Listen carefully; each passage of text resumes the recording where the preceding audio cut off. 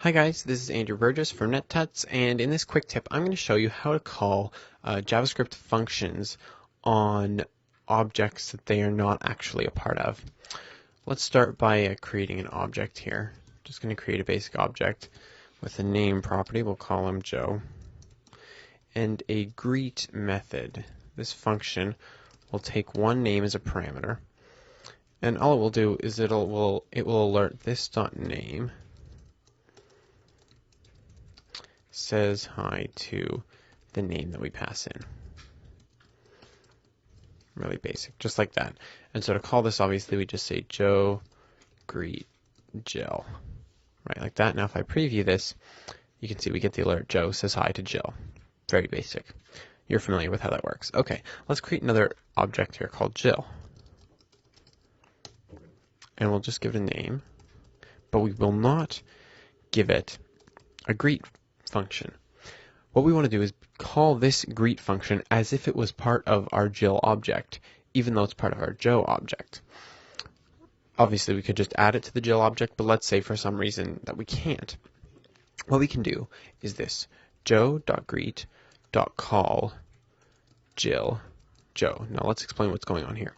Everything in JavaScript is an object, including functions. And since any object can have a method on it, functions can have methods as well. And so that's what you see here. Our greet function has a method called call.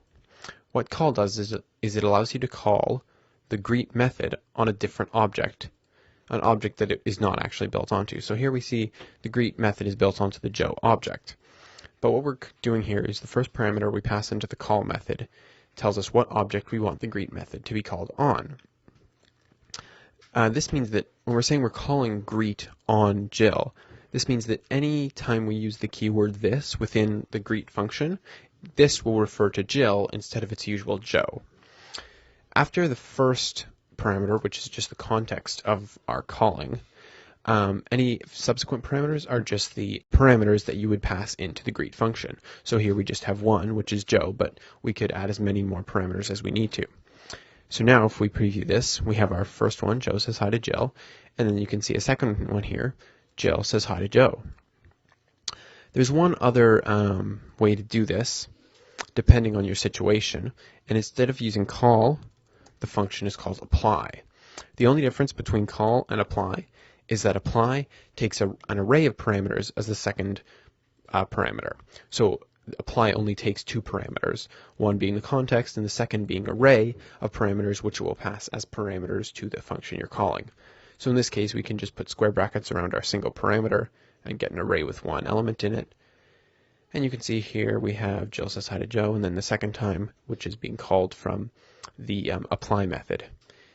If you have a hard time remembering which one takes the parameters, the raw parameters, and which one takes the array of parameters, remember that apply and array both start with the letter A.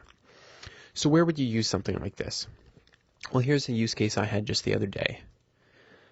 I had an array with some elements in it, and I had another array with some other elements in it, and I wanted to move the elements from the second array into the first array. So what I've done here is I've just set up some testing to see how efficient this is, but what I'm going to show you here is, up at the top here you can see I'm just creating an array that has 10 million items in it. Then here I'm looping over that array and pushing all of those items one by one into our second array. Notice that the push method that we have in an array, I couldn't have just passed the whole array in because that would have set the array itself as an element inside of my first array. Meanwhile, I wanted each of the individual elements in the second array to be members of the first array. So what I ended up doing was using array.prototype.push. I'm just getting the push method that every array has, and then I'm applying it to array 3. Now array 3 here, as you can see, already has a push method, but this allows me to pass array as our second parameter to the apply. And remember, apply, its second parameter is an array of arguments. Now the push method on arrays can take as many arguments as it wants, or as many arguments as you need to give it, and it'll just push those all in. So here what I'm saying is push all of the elements in array into array 3. It allowed me to push all the elements in the array in one single statement. How efficient is this? Well, I'll let it run here for a second, and once this loads, and I found this to be true in all the browsers I've tested, which is pretty much everything but IE, I think, right now, you can see here it's over 5 times as fast. So it's certainly an interesting idea. Anyway, I just want to show you how you can use call and apply to call JavaScript functions on objects that they are not actually a part of. Have fun with it!